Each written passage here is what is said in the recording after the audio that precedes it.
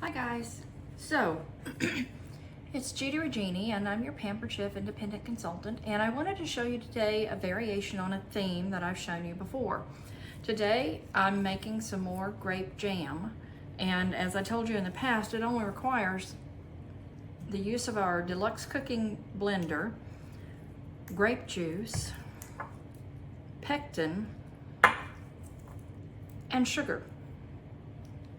That's all it requires. And I do use the low or no sugar version of the pectin. Now today the variation is I'm making this set for my husband, and it's gonna have a serrano pepper in it as well. Now the serrano, I'm gonna use the new food processor that we brought out last year. It's small, it has rubber feet so it'll stick to the counter. And I left the lid over there. So instead of trying to chop it into little bitty pieces, I'm gonna let this guy do it for me. Just gonna pulse until it gets to the right size.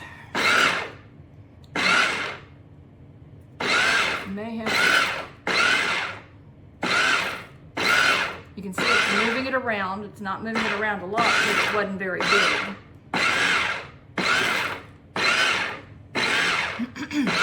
And yes, I did it seeds and all because that's how he rolls. And so and that's going to get my throat going. But you can see that it chopped it up really nicely. So I'm going to hold on to that away from the air that I'm breathing right now. Excuse me. And get ready for the other part. So, the recipe says to start with the grape juice and the pectin. So, as I've told you before, there's an on-off switch, and I'm gonna tilt this a little so you can see it better. There's an on-off switch right here, and then there's a dial that we're gonna use to choose jam. The hot sauce got me. And I'm making more hot sauce tonight, so I'm going to be coughing a lot today. Now the recipe calls for 1 cup or 8 ounces of grape juice. This is a 10-ounce bottle. I'm not going to waste it. I add it all.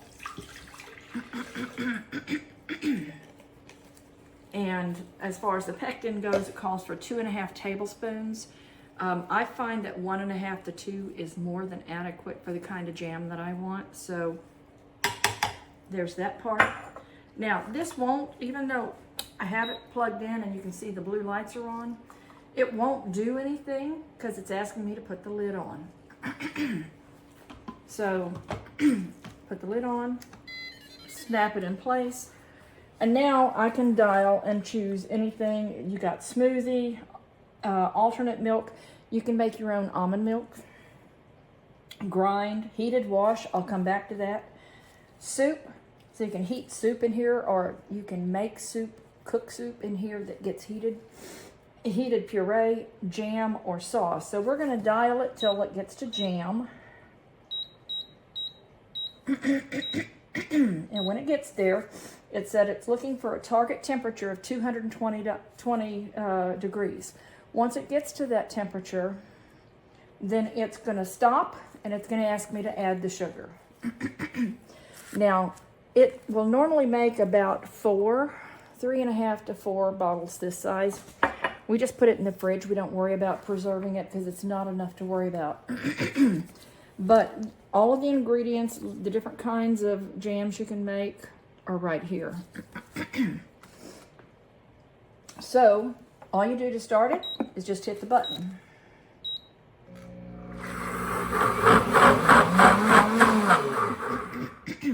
And I will come back when it says to add the sugar.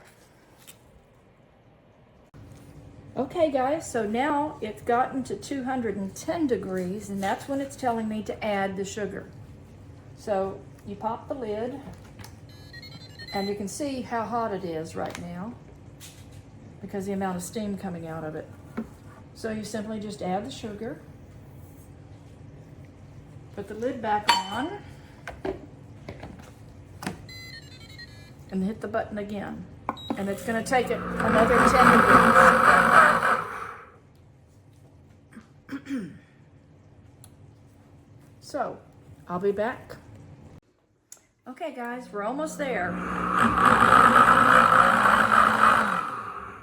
And notice that now it says end.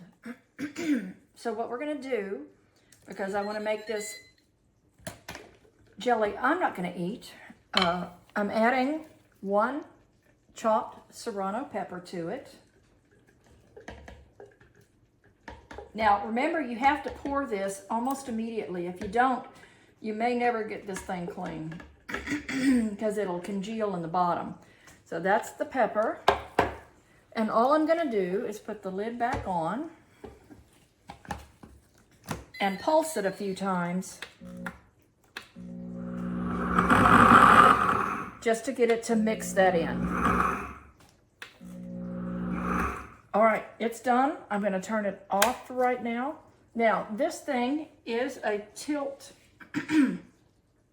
possibility. So what you want to do,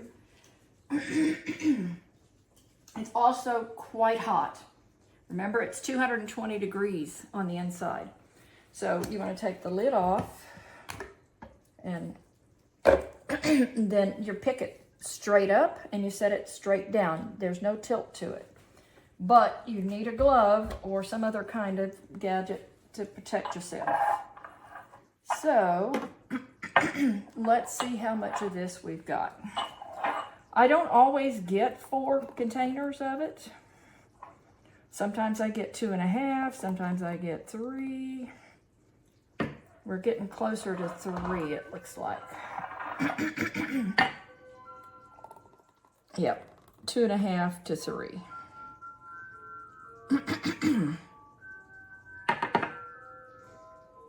So, these cool at open. Don't put the lids on them yet. Keep them cool at room temperature. That's what they look like.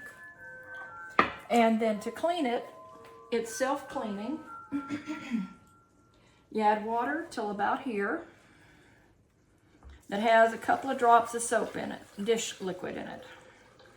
It's about halfway. Well, I'll add what I poured, so. And then we'll turn it back on. Now, remember, if you've watched my videos before, you're going to have to do a good clean around here and a good clean of the lid because it doesn't always do all of that. But all you do is dial in the heated wash, and it's going to get to 140 degrees, but you hit this, and it's going to get really loud.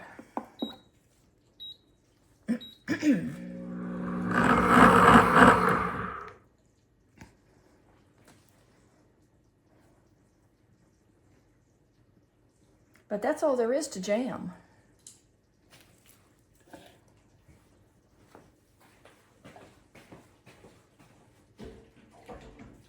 And it's mixing, it's heating up, it's mixing, it's heating up. So right now, what it's doing is heating up. It's at 132 degrees.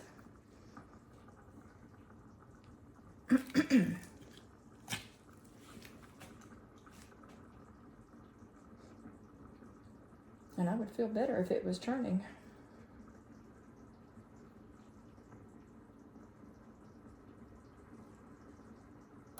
There it goes.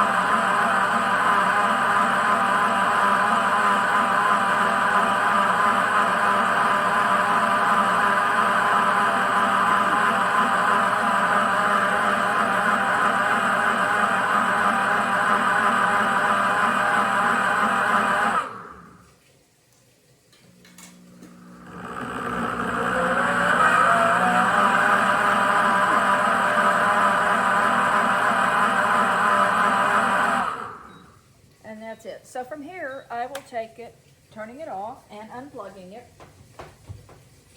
But what I will do is wash the lid really well and wash the upper part of the carafe here really well because it's still got jelly on it, or jam. But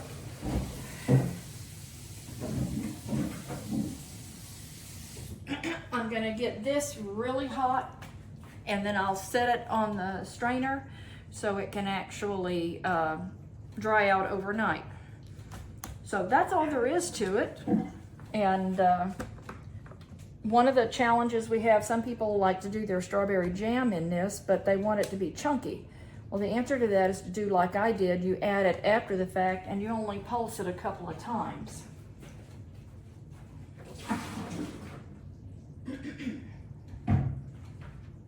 So that's it for the jam.